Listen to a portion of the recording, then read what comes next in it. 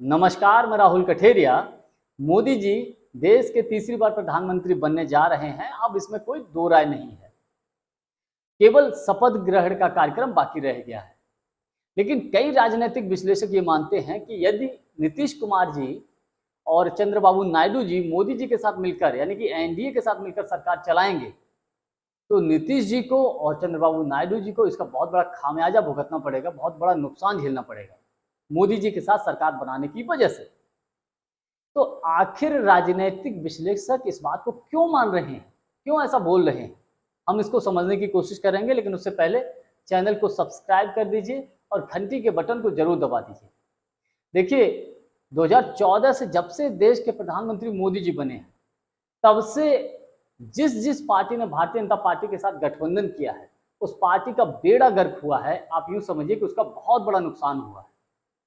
प्रधानमंत्री मोदी जी के साथ जिस नेता ने, जिस पार्टी ने गठबंधन करके सरकार चलाई, वो पार्टी धीरे धीरे हाशिए पर चली गई। उदाहरण के तौर पर नीतीश जी को ही आप ले लीजिए। बिहार में एक वक्त में नीतीश कुमार जी की पार्टी जेडीयू नंबर 1 हुआ करती थी, लेकिन मोदी जी के साथ सरकार चलाने के बाद आज के वक्त में बिहार में जेडीयू तीसरे नंबर की पार्टी है। सबसे प्रमुख उदाहरण तो यही है।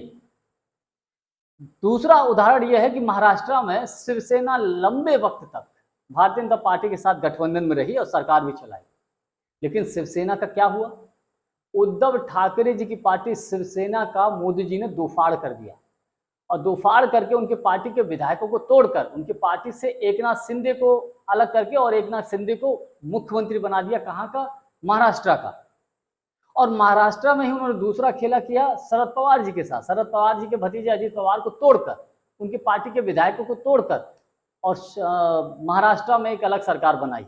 बीजेपी के साथ मिलकर शरद पवार के भतीजे अजित पवार और शिवसेना से अलग होकर एकनाथ शिंदे ने सरकार चला रहे हैं इस वक्त, प्रेजेंट है। ये दूसरा बड़ा उदाहरण है। तीसरा उदाहरण मैं आपको बता दूं, जेजेपी। हरियाणा में जो जेजेपी बीजेपी के साथ मिलकर सरकार चला रही थी, उस जेजेपी को आज हरियाणा में पूछने वाला कोई नहीं है। ये जेजेपी का हाल है, आप इसको देख सकते हैं। और एक बड़ा उदाहरण मैं आपको बता दूं, जब से महबूबा मुफ्ती जी ने जम्मू कश्मीर में बीजेपी के साथ सरकार चलाई, महबूबा मुफ्ती जी आजकल दिखाई नहीं दे रही। कभी कभार मीडिया में कहीं आ जाए वो एक अलग विषय है। तो ये महबूबा मुफ्ती जी का हाल है। और एक बड़ा उदाहरण मैं बता दूं, ये चिराग पासवान जो आजकल प्रधानमंत्री मोदी जी के हनुमान बने घूमते हैं, इन्हीं चिराग पासवान जी का मोदी जी ने इनका सामान घर से निकलवा दिया था, घर छीन लिया था। लेकिन खैर, बड़ी बेशर्मी से चिराग पासवान जी मोदी जी के हनुमान भक्त बने घूम रहे हैं। मैं ये मानता हूं कि काश अगर रामविलास पासवान जी होते तो इतना अपमान सहने के बाद मोदी जी के साथ बिल्कुल भी नहीं जाते। ये मैं दावे के साथ कह सकता हूं। इसीलिए मैं ये बात बोल रहा हूं, इसीलिए कई राजनीतिक विश्लेषक ये बोल रहे हैं कि देखिए, नीतीश जी और चंद्रबाबू नायडू जी भले ही मोदी जी के साथ जाकर एनडीए में शामिल होकर सरकार बनाने जा रहे हैं, लेकिन इस बात की कोई गारंटी नहीं है कि ये सरकार इनकी नीतीश जी की पार्टी बची रहेगी, चंद्रबाबू नायडू जी की पार्टी बची रहेगी। हो सकता है जो अन्य पार्टियों के साथ हुआ है इतिहास में, मोदी जी ने जो किया है गठबंधन की पार्टियों के साथ, वही हाल कहीं नीतीश कुमार जी के साथ, कहीं चंद्रबाबू नायडू जी के साथ ना हो जाए। कल को मान लीजिए कि चंद्रबाबू नायडू जी की पार्टी के सांसदों को तोड़कर, नीतीश जी की पार्टी के सांसदों को तोड़कर भाजपा में मिला लिया, फिर नीतीश जी और चंद्रबाबू नायडू जी को पूछने वाला कौन है? और वैसे भी चंद्रबाबू नायडू जी तो जेल में भी रह के आए हैं। और मैं ज्यादा बोलना नहीं चाहूंगा, किसके इशारे पर जेल में रहती है ये सब पूरा देश जानता है।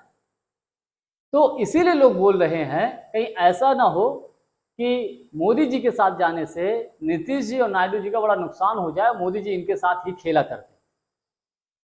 खैर, आज के लिए बस इतना ही। बहुत बहुत धन्यवाद। नमस्कार।